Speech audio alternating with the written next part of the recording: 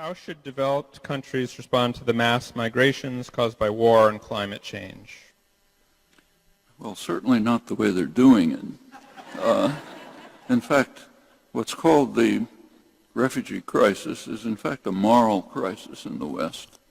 I mean, there are countries where there are cases in history of migrant crises that are severe. In fact, we're living in such a case.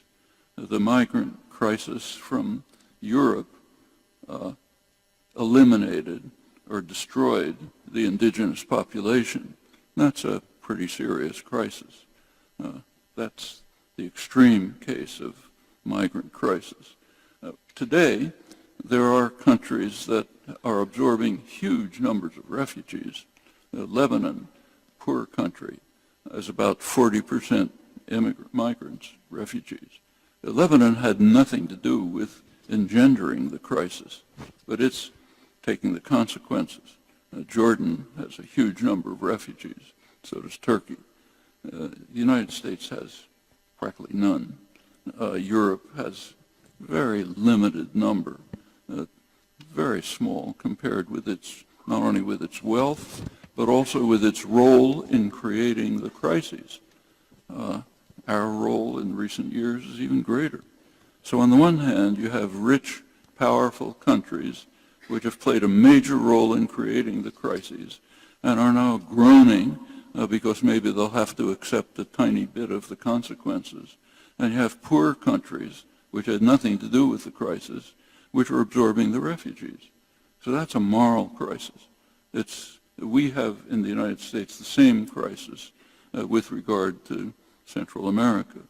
People fleeing from Central America are, for the most part, fleeing from crimes that we committed, and then we tell Mexico to send them back and not let them come near our border, pretty much as Europe does in the case of Turkey. This is not only true of the migrants from Iraq, Syria, the Levant region, but also from Africa.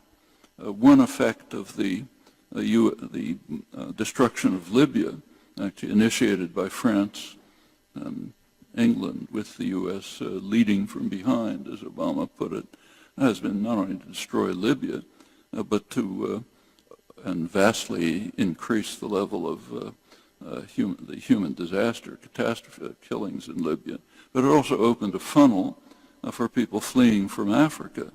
Well, Europe has a certain relation to Africa over the past couple of centuries. Don't have to review it. Now Europe, again, groaning under the impact of the flight of people from regions it has devastated. And this is not ancient history. It's recent, current history. So take the richest country in Africa, potentially the richest country, which could have led Africa to become the flourishing region, Congo, enormous wealth. It was a Belgian colony. The treatment of the Congo by the Belgians was horrendous, even by the standards of European imperialism, which was horrible enough. It was one of the worst cases. In 1960, the Congo did achieve liberation. They had a political leader, young political leader, very promising, very popular, Patrice Lumumba. What happened? The CIA instantly targeted him for assassination, but they didn't make it. The Belgians managed to assassinate him first through proxies, and they didn't take any chances. So his body was cut up in pieces and dissolved in sulfuric acid. That took care of Lumumba, and the Congo hoped for independence.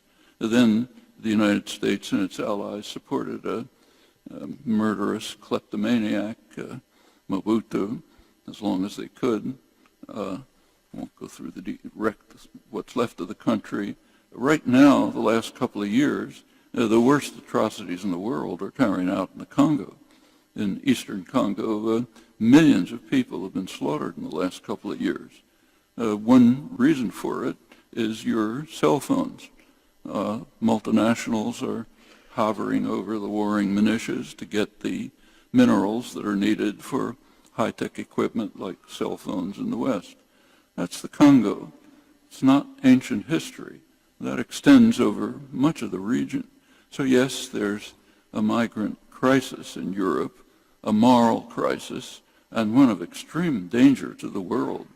I mean, I'm old enough to remember what it means when Austria and Germany have political parties that are effectively neo-Nazi.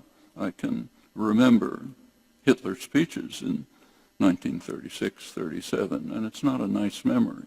And that's what's happening in reaction to what's called the refugee crisis. We have our own variant of it, which is severe and vicious. And again, of course, coming up in the presidential campaign.